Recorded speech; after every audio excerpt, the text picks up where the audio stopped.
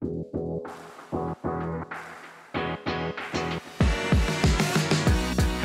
and welcome to ISG's podcast, Peering Beyond the Lens. I'm your host, Ken Presti. The application development market is in the midst of profound change as the world turns to the cloud, as software increasingly becomes seen as a competitive business advantage, and as the industry continues to grapple with a skills shortage. All of this comes together to bring about not only technological change, but also shifts in business processes. In an evolving paradigm like this one, agility can become the difference between success and failure. ISG has recently published a market research report entitled Next Gen ADM Services, which examines these trends and how the key players in the field are responding. My guest today is the lead analyst for that report. He's a longtime technology professional who joined ISG 8 years ago and has a strong track record in application development as well as mainframes, the Internet of Things, and artificial intelligence. I want to welcome to the program, Oliver Nichols.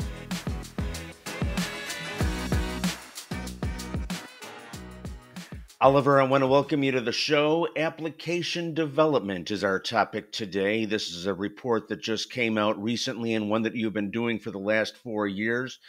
It's something that's been around for a long time, and it's one of those things that everyone tends to think that they understand the basic principles of it and the basic dynamics of it, but its evolution has really accelerated recently. What are you seeing in the development of this report that really kind of took you by surprise and really saw how things are changing at a more rapid pace than they used to? Hello, Ken. Thanks for having me. First of all, when we looked at the providers in our study, we focused on large scale application development. I just want to make this clear that we are talking about projects that are literally with hundreds of people, hundreds of consultants, and we're talking about application development outsourcing, and we're talking about a large scale application quality management. There are actually three things that were really interesting. As I said, I've been doing this now for 4 years, but there is a huge development at the client side that they see application development as a competitive advantage. They use applications and build it into their products to give additional services. They might collect data that they can then use to give additional services. And also a lot of work that they do is based on applications and needs to be optimized for costs and needs to be optimized for velocity. So they see application development as a competitive advantage, not just in the IT business, but also in their product business and in their in the client experience that they want to give. The second point would be what a colleague of mine called the Great Resignation. We see in the UK, we see this in Germany, we see this in the US. It's a lack of talent. A lack of talent because people are resigning, especially during the COVID pandemic. People went home and they were thinking about, well, do I want to do this for the rest of my life? So people were really resigning. Good people were resigning, and that will make application development more difficult because on the one hand, clients see this as a competitive advantage, but they can't get good people, especially in areas like when you look at machine learning, artificial intelligence, or very drilled down application development, and it also becomes more costly. And the third point, just quickly, is the quality of software. How do you define software quality? And that has moved on from just the point where you say, okay, it has to be functioning well, towards a point that clients ask, how does this software help my business? Does this software help my business? How does it improve my processes?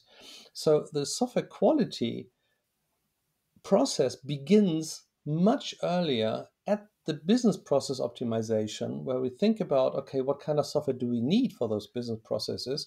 Then we make the software and then we test the software, not just for functionality, but also whether it works on the business process and it really improves the client's business. These are the two major things that I found.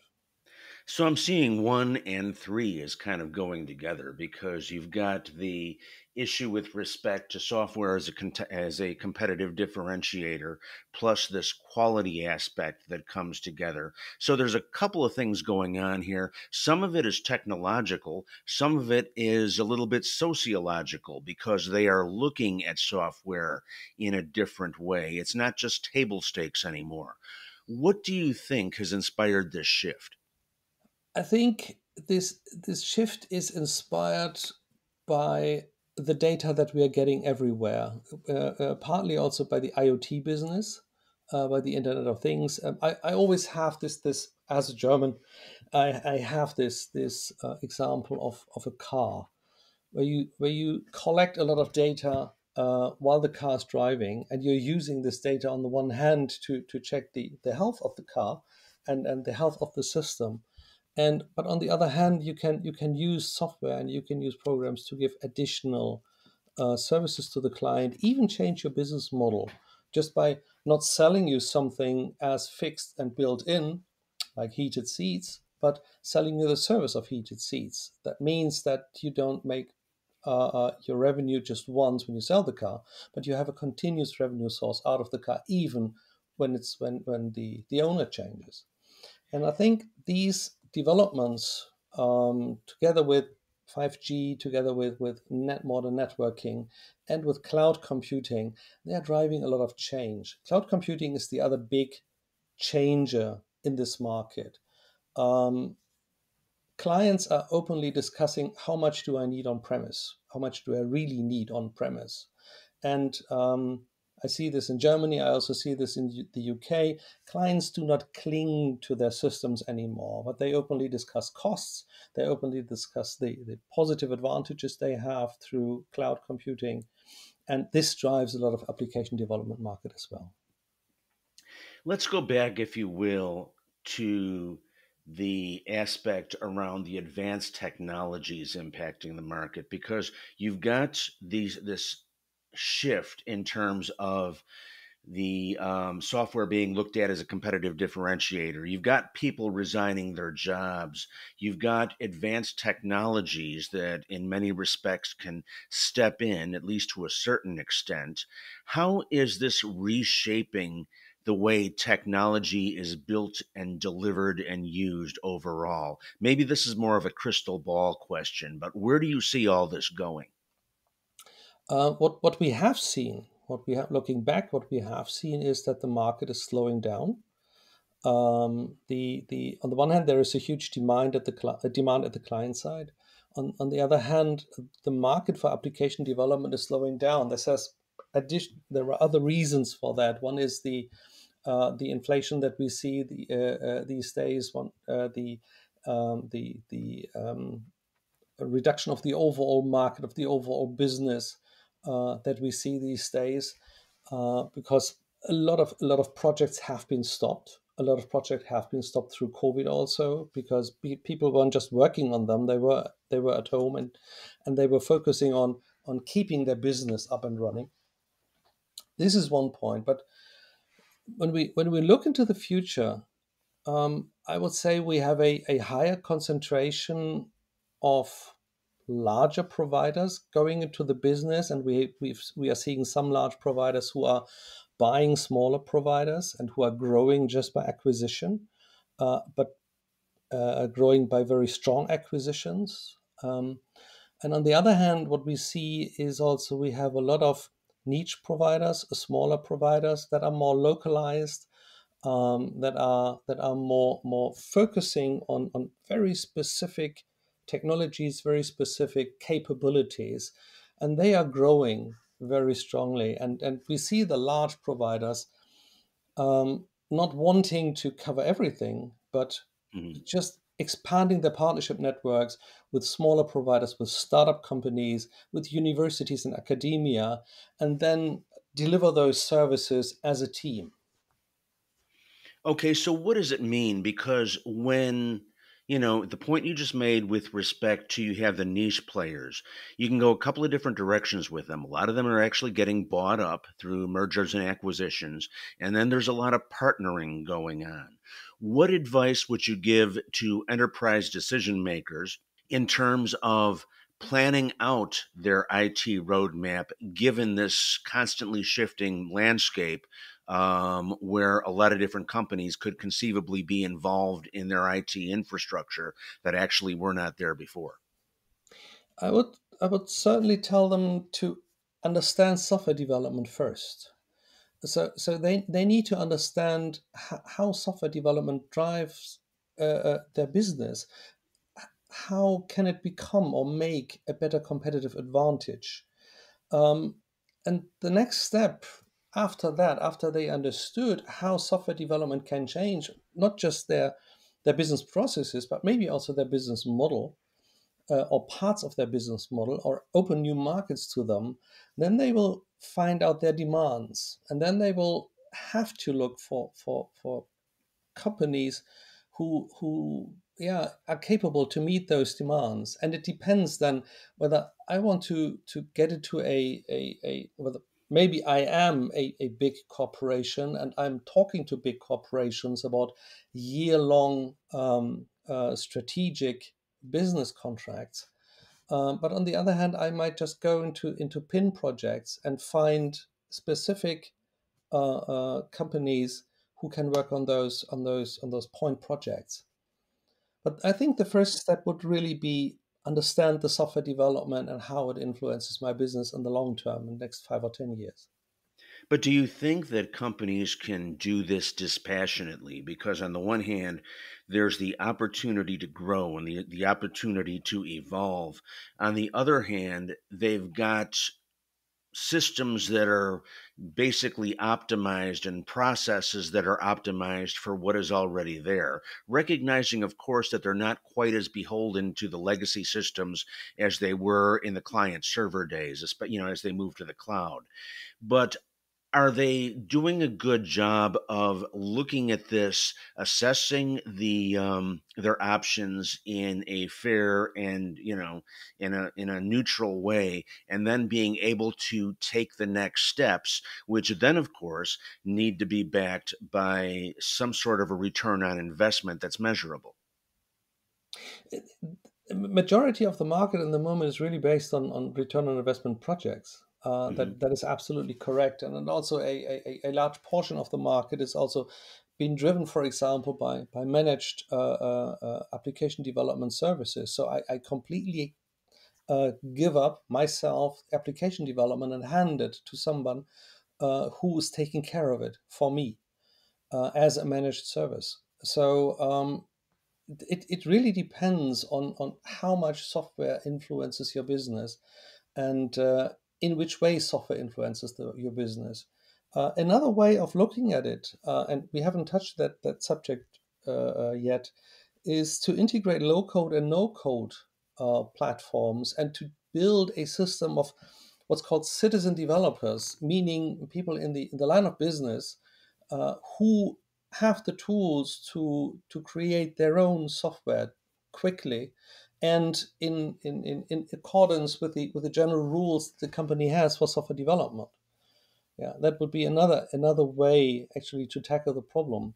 But in the end, we come down. That's what we see. The market is certainly still looking at cost and return on investment. But on the other hand, the market is certainly looking at how do we evolve from here? How does the company, how does our business model evolve from here? And where does software help me with that? This podcast series features interviews and information derived from ISG's Provider Lens reports, which detail practitioner-led service provider comparisons empowered by ISG's advisory experience and data-driven research. These reports offer independent vendor evaluations and purchase behavior segmentation. Provider positioning is based on a neutral and independent methodology. Provider participation is free of charge, but analysts evaluate all appropriate market players. To purchase the report featured in this podcast or to subscribe to the full series of ISG Provider Lens reports, please visit iplreports.com. Methodology information is also available on that same page. Once again, that URL, www.iplreports.com. So we've got a new market research report looking at this space in terms of ADM services. Walk me through how the report has been put together, how you gathered the information, and what is this really designed to do and for whom? Yeah. What we do is, as I said, we've been doing this, or I've been doing this study now for quite some time. What we and it has changed over the years because the market is changing rapidly. It's very volatile. What we've been looking at is, first of all, we have 5 different areas. One is application development outsourcing, meaning really large companies, large providers who have hundreds of people getting into large application development outsourcing projects. And the second would be agile application development projects. These are the smaller providers that also work with very large companies, but they have very specific skills in agile application development, and they go into projects, they work on the projects for maybe a few months or a year, and they either move on or they continue with another project. Mhm. We do the same for application quality assurance. So we have a large scale application quality assurance quadrant where the larger providers are in, and we have a quadrant about continuous testing specialists. So again, the point providers that can also look into cybersecurity testing, that can also look into how much compute power does my software need? How do we optimize that, etc. So these very testing specialists that we have there.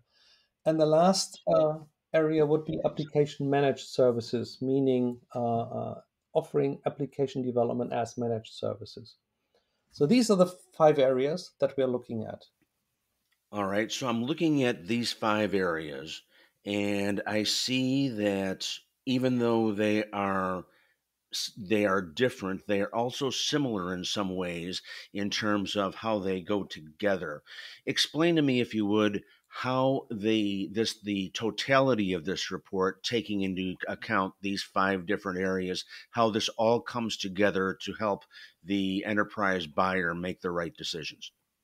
Yeah, what we do in these reports is we look at the overall market, and we had more than 180, 190 providers per country. And I myself did the study for Germany and the UK. My colleagues did it for the US and for Brazil and for the Nordics. So we are looking at these at a country level. We have more than in Germany and the UK. We had more than 180 providers that we looked at. We invite them to join us at the study. We receive data from them, from most of them. We receive briefings from them, and but we are completely neutral on that. So if we don't receive any data, then we are looking at what we have on information through secondary research, through our own advisory, who works with the clients day by day. And in the end, we cut it down to 25 providers at maximum per quadrant, with a maximum number of leaders, with challengers, and with contenders in the study. So what we build up is a full market view about the application or the next gen application development market for a specific geography for this year. It's a yearly study, Mhm. and what you can find out on the one hand is if you're a line of business manager, if you are an IT manager, you will find the information that you need when it comes to finding the right providers for your projects. To what extent would you say that these markets are different? If I look at the UK, is it going to be markedly different from North America or the rest of Europe? Where do you see the differences, and where do you see the similarities? There are some local differences. I just give you two examples. When I looked Mhm. at the UK had COVID as well as the others, but they also had Brexit. And Mhm. that gave a huge additional demand for very quick application development and very quick application changes because the regulations were changing so quickly, and the regulations came out and had to be implemented within weeks, not months or years, like they normally do.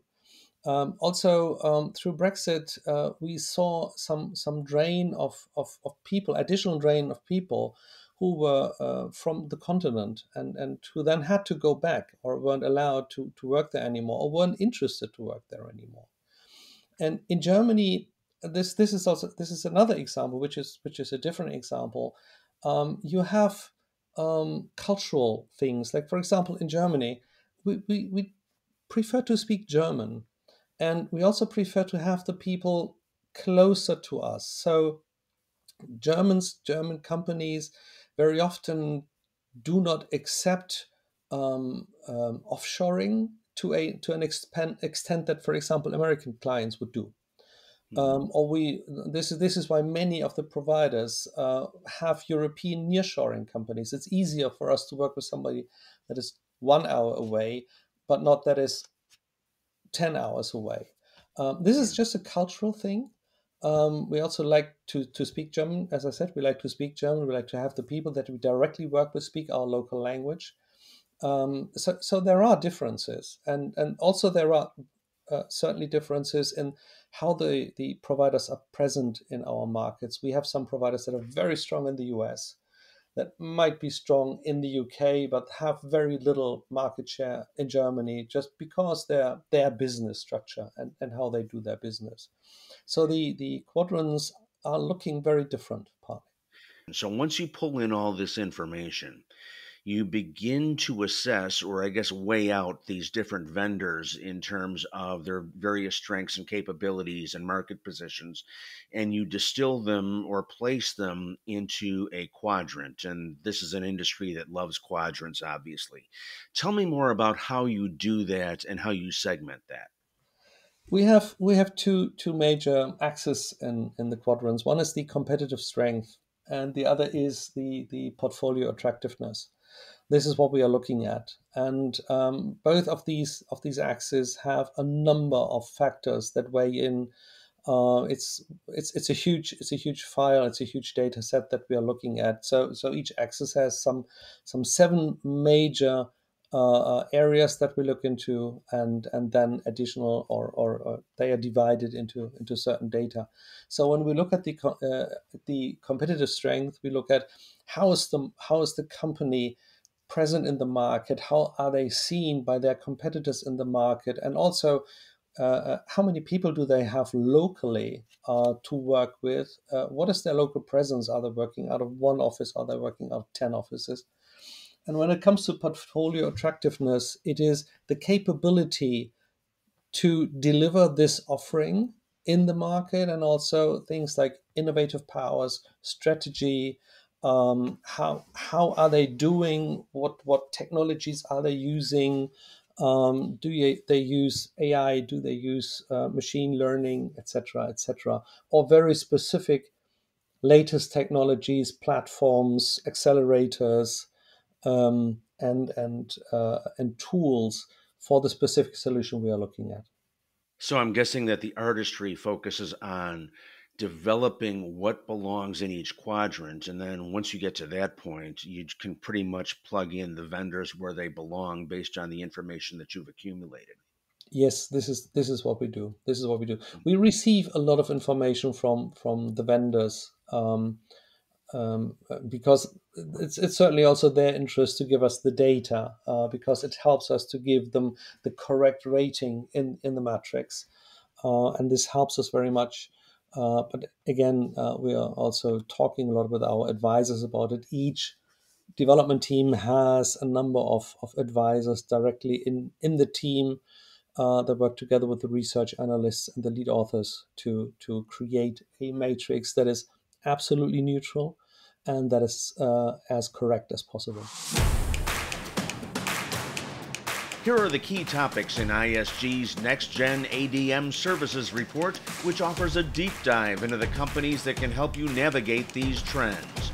The topics are Agile Application Development Outsourcing, Agile Application Development Projects, Application Managed Services, Application Quality Assurance, and Continuous Testing Specialists. So a lot of different ways in which they can leverage both the report itself and the talents. Oliver Nichols, Senior Advisor and Lead Analyst of ISG's Application Development Market Report. Thank you so much for your time today, sir. This is obviously a space that, despite all the changes in the market and the friction on the market associated with the economy, there's clearly a lot happening here. Great report. I recommend that everyone dig in. Thank you, sir. Thank you. Vielen Dank.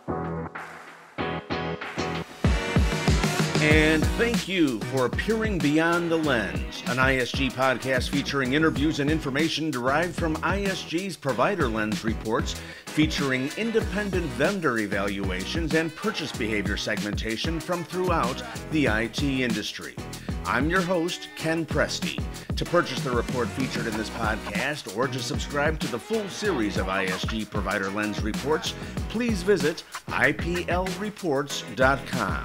That's iplreports.com.